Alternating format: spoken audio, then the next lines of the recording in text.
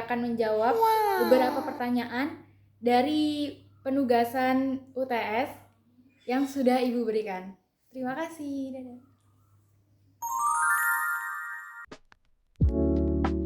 Pendapat saya yang pertama, unsur adanya kesempatan untuk dipilih untuk menduduki jabatan tertentu, yaitu unsur ini sudah terpenuhi di Indonesia.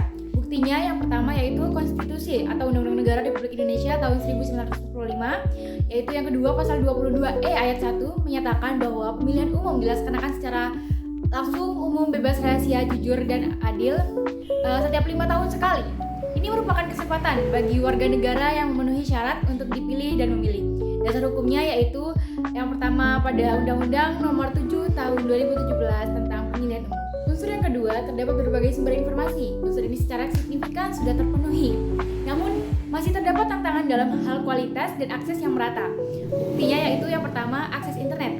Meskipun belum merata di seluruh wilayah Indonesia, penetrasi internet terus meningkat, memberikan akses kepada masyarakat terhadap berbagai sumber informasi dari dalam dan luar negeri. Dasar hukumnya yaitu Undang-Undang Nomor 32 Tahun 2002 tentang penyiaran.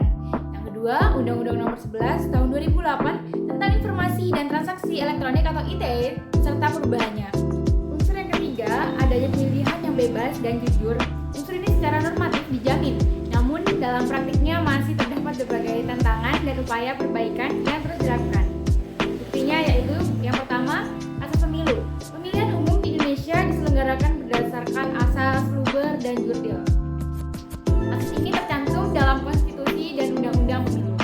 Lalu yang kedua, keterlibatan penyelenggaraan pemilu independen. Komisi Pemilihan Umum atau KPU dan Badan Pengawasan Pemilu atau Bawaslu dibentuk sebagai lembaga independen untuk menyelenggarakan dan mengawasi jalannya pemilu. Dasar hukumnya yaitu yang pertama pasal 22E UUD NRI tahun 1945, yang kedua Undang-Undang Nomor 7 Tahun 2017 tentang Pemilihan Umum, yang ketiga peraturan perundang-undangan terkait lainnya, dan yang keempat netralitas aparatur sipil negara atau ASN, yang kelima potensi kecurangan. Berdasarkan UUD NRI 1945, proses pemberhentian presiden atau wakil presiden adalah sebagai berikut. Yang pertama, usul pemberhentian oleh DPR. DPR dapat mengusulkan pemberhentian presiden atau wakil presiden kepada MPR. Usul ini diajukan apabila DPR berpendapat bahwa presiden atau wakil presiden telah melakukan pelanggaran hukum berupa pengkhianatan terhadap negara, korupsi, penyuapan, tindak pidana berat lainnya, perbuatan tercela, dan tidak lagi memenuhi syarat. Sebagai presiden atau wakil presiden, usul ini harus didukung oleh sekurang-kurangnya 2/3 dari jumlah anggota DPR yang hadir dalam sidang paripurna yang dihadiri oleh sekurang-kurangnya 2/3 dari jumlah seluruh anggota DPR. Lalu yang kedua, permintaan kepada Mahkamah Konstitusi. DPR wajib mengajukan permohonan kepada Mahkamah Konstitusi untuk memeriksa, mengadili, dan memutus pendapat DPR tersebut. Lalu yang ketiga, putusan Mahkamah Konstitusi. MK wajib memeriksa, mengadili, dan memutus permohonan DPR tersebut paling lama 90 hari sejak permohonan diterima. Putusan MK bersifat final dan mengikat.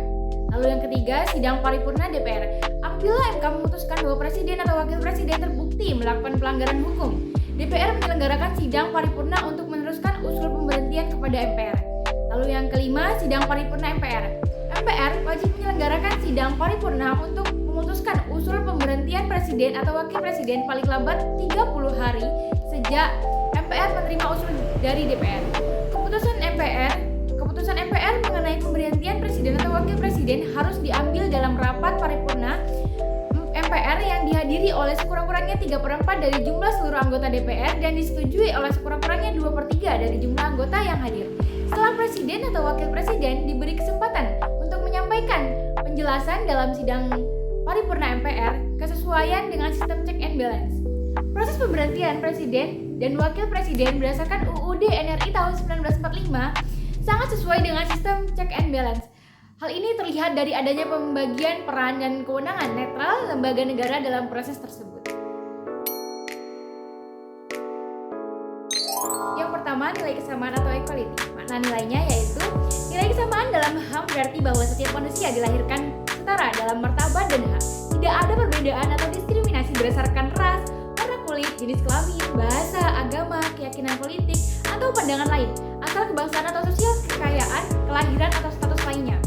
Yang implikasinya yaitu kesamaan di depan hukum, kesamaan kesempatan, non-diskriminasi, pengakuan martabat yang sama. Lalu yang kedua, nilai kebebasan atau liberty. Maknanya yaitu nilai kebebasan dalam HAM mengakui bahwa setiap individu memiliki hak untuk menentukan pilihan dan bertindak sesuai dengan kehendaknya, sepanjang tidak melanggar hak orang lain dan batasan hukum yang berlaku. Implikasinya yaitu seperti kebebasan berpendapat dan berekspresi, kebebasan beragama dan keyakinan, kebebasan bergerak, kebebasan berserikat dan berkumpul, dan otonomi individu. Hukum tata negara atau HTN mempelajari negara dalam keadaan diam atau state in rest. Yang pertama, fokus pada struktur dan kewenangan dasarnya. HTM lebih berfokus pada aspek fundamental dan statis dari sebuah negara. Ini mencangkup pembentukan negara, struktur ketatanegaraan, pembagian kekuasaan, kewenangan dasar lembaga negara, dan hak dan kewajiban warga negara dalam konteks hubungan dengan negara serta konstitusi. Lalu, hukum administrasi negara atau HAN mempelajari negara dalam keadaan bergerak atau state in being, yaitu yang pertama fokus pada fungsi dan kegiatan pemerintahan. HAN lebih berfokus pada aspek dinamis dan operasional dari negara, terutama dalam menjalankan fungsi pemerintahan sehari-hari. Ini mencakup seperti kegiatan pemerintahan, pelayanan publik, pengambilan keputusan administrasi, perizinan dan lisensi, penegakan hukum administrasi, dan hubungan antara pemerintahan dan warga negara. Keuntungan pelaksanaan otonomi daerah yaitu yang pertama peningkatan pelayanan publik. Contoh konkretnya pemerintahan daerah atau Pemda dapat mengeluarkan kebijakan dan program yang lebih sesuai dengan kebutuhan spesifik masyarakat setempat. Lalu yang kedua, peningkatan kesejahteraan masyarakat. Contohnya seperti dengan kewenangan mengelola sumber daya daerah, Pemda dapat mengalokasikan anggaran untuk program-program yang langsung menyentuh kebutuhan masyarakat seperti bantuan kesehatan, pendidikan, dan pemberdayaan ekonomi lokal. Lalu yang ketiga, peningkatan daya saing daerah. Contohnya seperti otonomi memberikan keleluasaan bagi daerah untuk mengembangkan potensi. Yang keempat, partisipasi masyarakat yang lebih besar. Contohnya, Pemda yang otonom memiliki kedekatan dengan masyarakat, sehingga aspirasi dan partisipasi masyarakat dalam proses perencanaan dan pembangunan daerah dapat lebih ditingkatkan. Lalu yang kelima, efisiensi dan efektivitas pemerintahan. Contohnya, pengambilan keputusan di tingkat daerah dapat menjadi lebih cepat dan tepat sasaran karena Pemda lebih memahami kondisi dan kebutuhan lokal dibandingkan dengan pemerintahan pusat. Kelemahan pelaksanaan otonomi daerah. Yang pertama, potensi korupsi dan penyalahgunaan kekuasaan di tingkat daerah. Contohnya, kewenangan yang lebih besar di tingkat daerah, terutama dalam pengelolaan anggaran dan perizinan, dapat membuka peluang bagi oknum-oknum tertentu untuk melakukan korupsi, kolusi, dan nepotisme atau KKN. Lalu yang kedua, ketidakmerataan pembangunan antar daerah.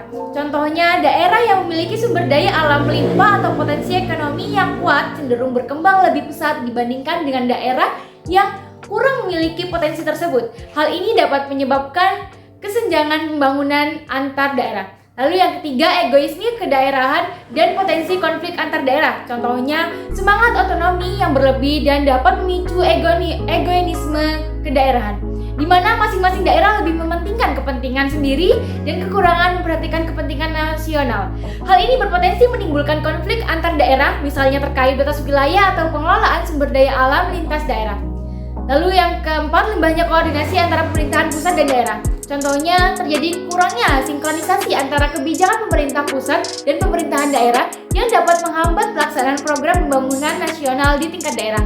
Serta yang kelima, kualitas sumber daya manusia atau SDM aparatur daerah yang bervariasi.